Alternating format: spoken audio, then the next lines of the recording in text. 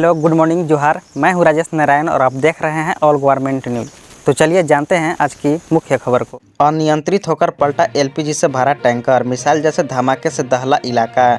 जैसा कि बताया जा रहा है कि झारखंड के दुमका में एलपीजी से भरा टैंकर रोड पर खड़ी बस से टकराकर पलट गया है। टैंकर पलटने के बाद उसमें आग लग गई है और पूरा इलाका मिसाइल जैसे धमाके से दहल गया। बताया जा रहा है कि इस घटना में 2 लोगों की मौत हो गई और कई लोग झुलस गए हैं। हालांकि पुलिस एक मौत होने के बाद कह रही है कि बस से टकरा गया, टकराते ही टैंकर पलट गया। जैसे ही टैंकर पलटा उसमें आग लग गई। इसके बाद जोरदार विस्फोट के साथ आग की लपटें लगने लगी।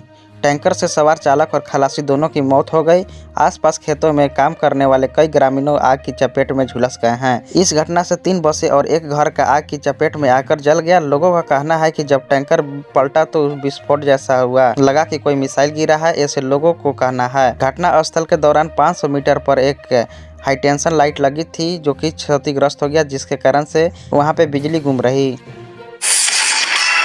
कुर्सी से सस्पेंड से बचने के लिए हेमंत सोरेन, राज्यपाल ने बताया। जैसा कि उन्होंने खुलासा किया है कि एटम बम की तरफ फट जाएंगे। झारखंड के राज्यपाल रमेश बैस ने कहा है कि झारखंड के मुख्यमंत्री हेमंत सोरेन से जुड़े लाभ के पद पर मामले में एक और राय मांगी गई है। दीपावली मनाने के लिए अपने गिरी रायपुर में गए हुए थे। इसी दौरान झारखंड के मुख्यमंत्री हेमंत सोरेन से रमेश बैस ने पूछा कि सहयोगियों से उन पर राज्य सरकार अस्थिर करने की साजिश में शामिल होने का आरोप लगाया है। उन्होंने यह भी बताया कि अगर मेरी सरकार को अस्थिर करने की मंशा होती तो चुनाव के आयोग में सिफारिश आई है, इसके आधार पर निर्णय ले सकता है, लेकिन बदलने की संभावना है। किसी को बदनाम करने के लिए कोई कार्रवाई नहीं की जा रही है। रमेश बैस ने बताया कि लाभ के पद पर मामले में हेमंत सोरेन ने विधानसभा सदस्य को अयोग्य ठहराते हुए भारतीय जनता पार्टी की याचिका के बाद चुनाव आयोग 25 अगस्त को झारखंड के राज्यपाल को अपना फैसला भेज दिया है। हालांकि चुनाव आयोग फैसले को अभी तक सार्वजनिक नहीं किया है, लेकिन चर्चा पे चल रही है। राज्यपाल ने बताया कि दिल्ली में तो पटाखे पर पाबंदी थी, लेकिन झारखंड में पटाखा प्रतिबंध नहीं था। हो सकता है कि एकाध एटम बम फट गया होगा। पटाखे का जीएसटी बिल मांगने पर कर्नल पर कातिलाना हमला हुआ, बेटे की पूरी तरह से पीटा गया। जैसा कि बताया जा रहा है कि झारखंड के राजधानी रांची में कर्नल एमके सिंह अपने बेटे ईशान सिंह के साथ कांके रोड स्थित पटाखे दुकान पर ट्रेंड फ्रेंड्स को पटाखा बेच रहे थे। पटाखे की दुकान ट्रेंड फ्रेंड्स से पटाखा खरीदने गए थे। उन्होंने दुकानदार विमल सिंघानिया से जीएसटी बिल की डिमांड की। कर्नल एमके सिंह का कहना है कि दुकानदार विमल सिंघानिया के इशारे पर बिना कुछ जाने सुने 15 से 20 लोगों के कर्नल और उसके बेटे को कातिलाना हमला कर दिया। कर्नल ने बताया कि बहुत दुखद बात है, जीएसटी बिल मांगे गए पर मॉब लिंचिंग का प्रयास किया गया। कर्नल के बेटे ईशान सिंह ने बयान पर राजधानी रांची के गोंदा थाने में केस कर दिया है। पुलिस आज दुकान के बाहर लगे सीसीटीवी फुटेज को खंगाल रही है। कर्नल का कहना है कि दुकानदार भाई कमाल सिंघानिया से पहले माफी मांग केस वापस लेने की बात कर रही है, लेकिन ऐसा कहने पर दुकानदार एक स्टॉक राजेंद्र मुंडा से उन बातों पर अपने बेटे SC/ST का झूठ केस थाने में कर दिया है। भ्रष्टाचार के खिलाफ zero tolerance, CM Hemant Soren की मंजूरी पर 29 लोक सेवा को खिलाफ दिया। एबीसी जांच का आदेश दे दिया है। जैसा कि बताया जा रहा है कि झारखंड के मुख्यमंत्री हेमंत सोरेन भ्रष्टाचार के खिलाफ जीरो टॉलरेंस के तहत भ्रष्ट अधिकारियों के खिलाफ कार्रवाई करने का आदेश दिया है। लगातार बड़े फैसले कर रहे हैं। धनबाद के नलकूप और अन्य योजना के अनियमित से जुड़े मामले के खिलाफ मुख्यमंत्री हेमंत सोरेन ने एक्शन लिया है। इस सिलसिले में भ्रष्टाचार में लिप्त और आरोपित 19 लोक सेवा को अन्य विरुद्ध प्राथमिक दर्ज कर अनुसंधान करने की अनुमति दिया है। भ्रष्टाचार निरोध ब्यौरा रांची के प्रदान करने को प्रस्ताव को मुख्यमंत्री ने अनुमोदित कर दिया है। यह पूरा मामला पेयजल एवं स्वच्छता विभाग से जुड़ी है। इसमें सहायक अभियंता, कार्यपाल अभियंता के खिलाफ अनियमित से आरोपों को लेकर भ्रष्ट निरोध ब्यौरा द्वारा प्राथमिकी दर्ज का अनुसंधान दिया है। साथ ही उन्होंने यह भी बताया है कि जांच के दौरान जो तथ्य और हकीकत सामने आई है उसी को ध्यान में रखते हुए कार्रवाई की प्रक्रिया आगे बढ़ाई जाएगी। इससे संबंधित शिकायत पर निगरानी विभाग के द्वारा प्राथमिकी दर्ज की गई है।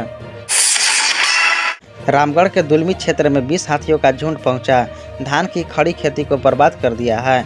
रामगढ़ जिला अंतर्गत दुलमी प्रखंड क्षेत्र में कई गांवों में गुरुवार को 20 हाथियों का झुंड पहुंचा, जिससे आसपास के गांवों में सनसनी फैल गई है। बताया जा रहा है कि पिछले 2 दिनों से हाथियों का झुंड गोला व वन क्षेत्र विचार कर रहा है, लेकिन गुरुवार को हाथियों का झुंड पहुंच गया, जिससे गांवों में उत्पात मचाया और खेतों को धान को बर्बाद कर दिया है। बताया जा रहा है कि जंगलों में पर्याप्त भोजन नहीं मिल पा रहा है, जिसके कारण हाथी इधर उधर भटक रहे हैं। जंगलों की अवैध कटाई के कारण जंगल सिमटते जा रहा है, पेड़ पौधे में काफी कमी आ गई है। हाथी जंगल को छोड़कर ग्रामीण क्षेत्र में रूपरेखा कर रही है। लोगों को कहना है कि अभी धान फसल बर्बाद हो गया है, जिस कारण हाथी खेतों में पहुंचकर धान की फसल खो दिए हैं। हाथी अब तक दर्जनों लोगों को मौत का घाट भी उतार दिए हैं, वहीं सैकड़ों लोग घायल भी हो गए हैं। खूंटी में अवैध शराब जब्त, शॉप इंचार्ज समेत 2 गिरफ्तार। जैसा कि बताया जा रहा है कि शहर में शराब में भी मिलावट हो रही है। असली शराब में पानी मिलाकर उसकी मात्रा बढ़ाई जा रही है। गुरुवार को उत्पाद विभाग और झारखंड पुलिस की संयुक्त टीम ने छापेमारी कर शहर के पिपरा टोली और मोहन टोली से भारी मात्रा में अंग्रेजी शराब बरामद किया है।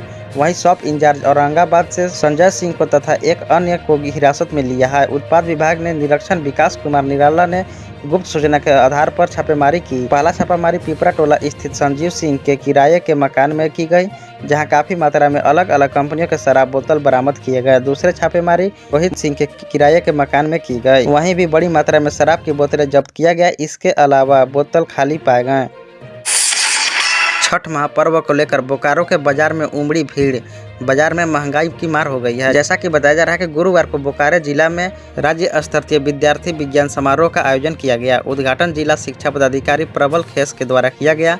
बताया जा रहा है कि स्वच्छ एवं स्वच्छ रहने के साथ साथ अपने आसपास के स्वच्छ रखने की जरूरत है। प्रखंड के 10 विद्यालयों के हिस्सा लिया गया है। कार्यक्रम समन्वय विनोद कुमार ने प्रतियोगिता को बताया है कि अध्ययन को अपडेट करते रहेंगे। झारखंड में प्राइवेट स्कूलों की तर्ज पर सरकारी स्कूलों में क्वालिटी एजुकेशन देने की तैयारी की जा रही है। झारखंड के मुख्यमंत्री हेमंत सोरेन ने बताया है कि सरकारी स्कूलों के बच्चों को निजी प्राइवेट स्कूलों की तर्ज पर गुणवत्ता शिक्षा देने की प्रक्रिया शुरू कर दी है। इसके लिए आदर्श विद्यालय कार्यक्रम में माध्यमिक और उच्च माध्यमिक के स्तर की शिक्षा पर जोर दिया जा रहा है। सरकार ने इन स्कूलों के शिक्षकों को चेंज मेकर के रूप में प्रस्तुत करने की दिशा निर्देश उठाया है। इसके लिए मॉडल स्कूल में पढ़ाने वाले प्रधानाध्यापकों और शिक्षकों को फाउंडेशन की प्रशिक्षण दी जा रही है। प्रशिक्षण कार्यक्रम के दौरान विशेष तौर पर अंग्रेजी विज्ञान, गणित, सामाजिक विज्ञान और हिंदी विषय पर ध्यान दिया जा रहा है। स्कूली शिक्षा एवं स्वच्छता विभाग को आदर्श विद्यालय के स्तर पर हेडमास्टर और विशिष्ट विषय के मास्टर ट्रेनर प्रमुख लोगों की क्षमता वृद्धि कार्यक्रम की अवधारणा दिया है। संचालन के दौरान फाउंडेशन सहयोग कर रहा है। आपको बता दें कि मॉडल स्कूलों के प्रधानाध्यापकों और शिक्षकों को बेहतर रूप से शिक्षा देने की बात कही गई है। छठ व्रतियों गंदगी भरे रानी पोखर तालाब में छठ करने को लेकर चिंतित हैं। जैसा कि बताया जा रहा है कि लोक आस्था का महापर्व छठ मनाने को लेकर अब मात्र 2 दिन का समय रह गया है, लेकिन शहर से सटे सेक्टर 9 रामडी मोड़ स्थित रानी पोखर छठ तालाब व टू टैंक गार्डन को लेकर जलकुंभी में भरा पड़ा है। ऐसे में छठ व्रतियों चिंतित हैं कि इस गंदगी भरे तालाब में किस प्रकार से इस बार छठ व्रत को मनाएंगे, जबकि उस तालाब के पास जाने के लिए कोई सुलभ रास्ता भी नहीं है।